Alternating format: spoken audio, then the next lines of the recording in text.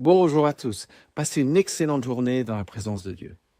80% des personnes se rappellent de paroles blessantes de leur enfance. Et tu crois que c'était juste une phrase, mais quelqu'un s'en souvient encore. Mais la bonne nouvelle, c'est que ça marche aussi dans l'autre sens. Une phrase peut relever une vie. Proverbe au chapitre 16, verset 24, dans la Bible nous dit « Les paroles agréables sont un rayon de miel, douces pour l'âme et salutaires pour le corps. » On utilise tous un outil, tous les jours, sans en mesurer la puissance, les mots.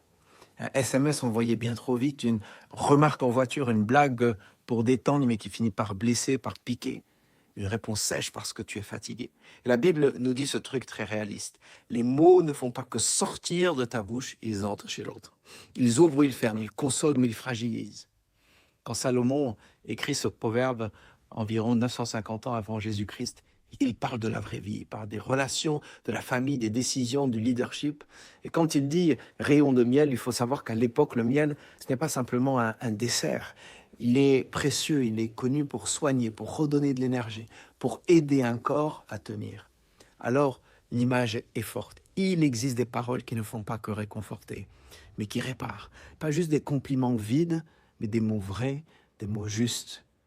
Vous connaissez Barnabas et Paul, j'en ai parlé dans une précédente prédication. Paul se convertit, c'est dans Actes chapitre 9, mais l'Église à Jérusalem a peur de lui. Et c'est normal, il a persécuté les croyants. Et là, Barnabas fait quelque chose de décisif. Il ne fait pas de grands débats, il ne lance pas une campagne pour Paul, mais il pose des mots. Actes chapitre 9, verset 27. Barnabas le prit avec lui et le conduisit vers les apôtres. Il leur raconta comment, sur le chemin, Saul avait vu le Seigneur et comment à Damas, il avait parlé avec assurance au nom de Jésus. Une parole claire qui a été dite au bon moment devant les bonnes personnes.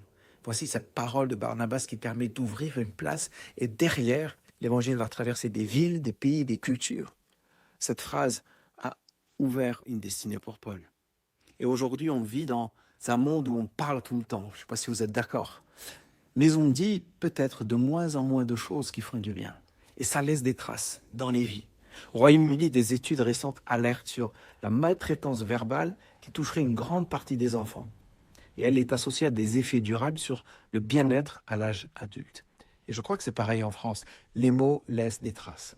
Mais toi, tu n'es pas condamné à répéter cette réflexe par fatigue ou tu peux choisir une phrase qui fait du bien. Pas parce qu'on est parfait, mais parce que nous voulons décider d'être justes. Alors, je te propose cette application.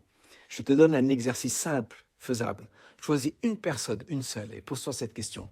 Qu'est-ce qui serait du miel pour elle, là, maintenant? Pas ce qui t'arrange, pas ce qui sonne spirituel, mais ce qui répare vraiment. Et dis-le aujourd'hui, de manière claire, de manière vraie, comme un exemple que tu peux choisir. Je vois ce que tu portes. Tu n'es pas invisible à mes yeux. Merci, ça compte plus que tu ne le crois. Je suis fier de toi pour ce pas-là. Pardon, je t'ai parlé trop vite. Voici une phrase, pas un roman, quelque chose de vrai. Voici ma phrase finale.